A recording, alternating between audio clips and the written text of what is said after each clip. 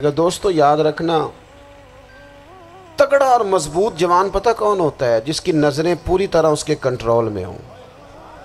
یہ علامت جوانی ہے۔ جس آدمی کا پوری طرح دو لوگ دنیا میں کبھی کوئی کارنامہ سر انجام نہیں دے سکتے، ایک جو حرام کھاتا ہو، ایک جس کی نظر ناپاک ہو۔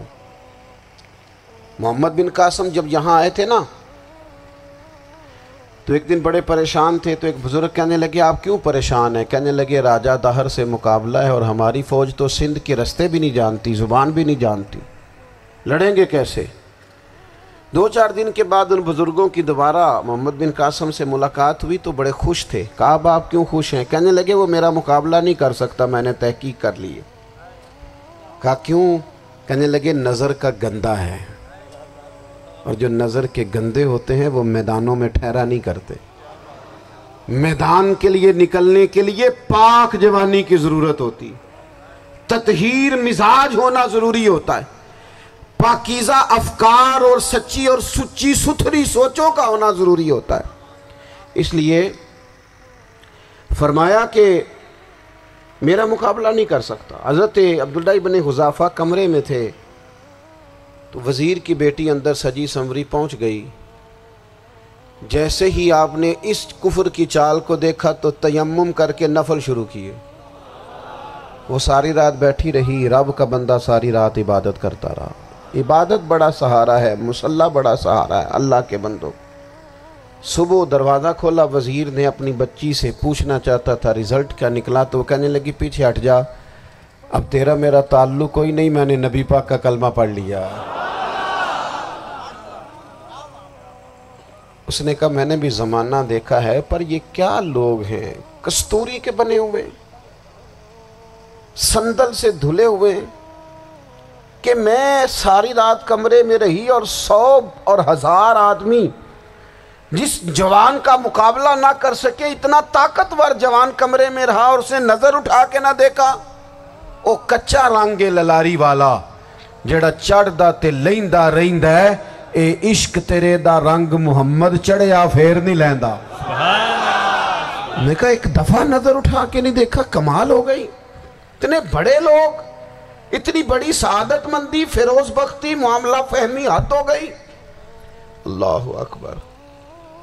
دوستو بادشاہ جب پوری طرح ہار گیا نا، اس نے کہا مار دو۔ تیل گرم کیا ایک کڑاہی میں، اور جب آپ کو اس میں ڈالنے لگے تو آپ کی آنکھوں میں آنسو آ گئے۔ بادشاہ کا خیال ہوا شاید نرم ہو گئے ہیں، کہنے لگا روئے کیوں؟ فرمانے لگے سوچتا ہوں جان ہی ایک ہے، کتنا مزہ ہے اس کی راہ میں جان دینے کا، کتنی لذت ہے اس کے نام پر مرنے میں، کتنا لطف ہے۔ جے تو چڑھیا اتے دار بھی نہیں تے جے تو وکیا عشق بازار بھی نہیں، تے ایڈا سستا سودا پیار بھی نہیں، تے ایڈا سستا لبدا یار بھی نہیں۔ کئی جنگل گانے پیندے نہیں، کئی دوزخ لنگنے پیندے نہیں، جے وہ اس ملوں بھی مل جاوے، ایدوں سستا ہور بپار بھی نہیں۔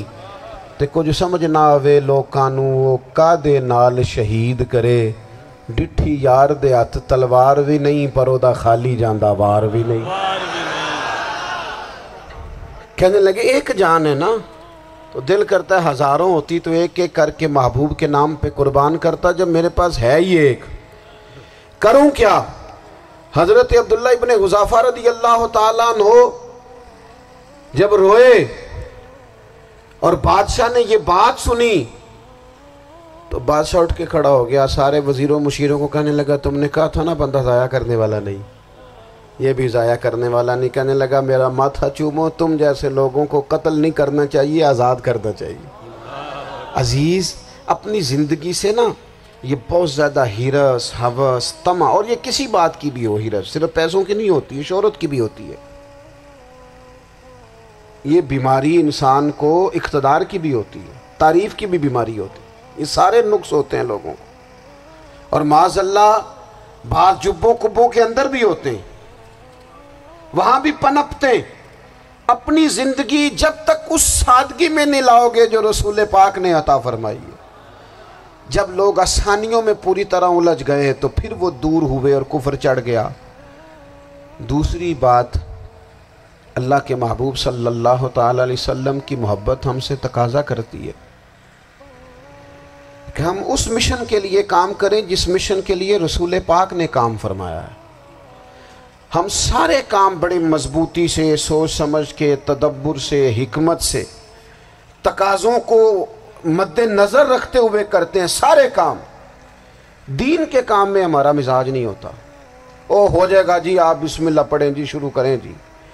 آپ تقاضوں کو سمجھیں، چیزوں کو دبائیں نہیں، چیزوں پر غور کریں۔ کسی کے ذہن کی سطح پر سوال ابھرتا ہے، اس کا تسلی بخش جواب دیں۔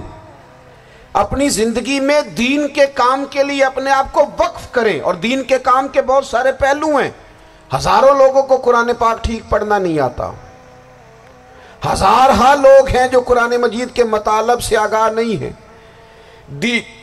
دین کی بنیادی ضروریات سے لوگ نابلد ہیں۔ میں آپ کو کس طرح یہ بات سمجھاؤں کہ ہزاروں کی تعداد میں طلاقیں اس لیے ہوتی ہیں کہ مردوں کو طلاق کے مسئلے نہیں آتے، انہیں پتہ نہیں ہے کہ مجھے حقوق زوجین کے معاملے میں کیسے چلنا۔ ڈھیر سارے گھروں میں تباہی اس لیے ہے کہ تربیت اولاد کا دینی منہج ہمیں نہیں پتا۔ اپنا حصہ ملائیں دین کے کام میں۔ ایک آدمی کو اگر تو نمازی کرنے میں کامیاب ہو گیا، تیری زندگی بدل گئی۔ وہ دین بیزار لوگ جو ہمارے بیچ بیٹھ کے ہماری نوجوان نسل کو پگڑی اور داڑھی کا نام لے کے بنیادی طور پر دین سے دور کرتے، ایسے نوجوانوں کو دین کا پیغام محبت دے کر دین کے قریب کرنا ہماری ڈیوٹیوں کا حصہ ہے۔ ہمیں ذمہ داری کا احساس کرنا پڑے گا، ہمیں یہ خاص قدم اٹھانا پڑے گا، توجہ دینی پڑے گی۔ مساجد، مدارس، میں آپ سے عرض کروں، اتنی ڈٹ کے مخالفت ہوتی ہے نا مدرسوں کی، اتنی ڈٹ کے۔